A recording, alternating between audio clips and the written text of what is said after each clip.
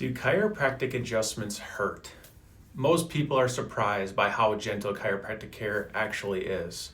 For many patients, adjustments don't hurt at all. Some people feel a little pressure or stretching, but it's usually very brief.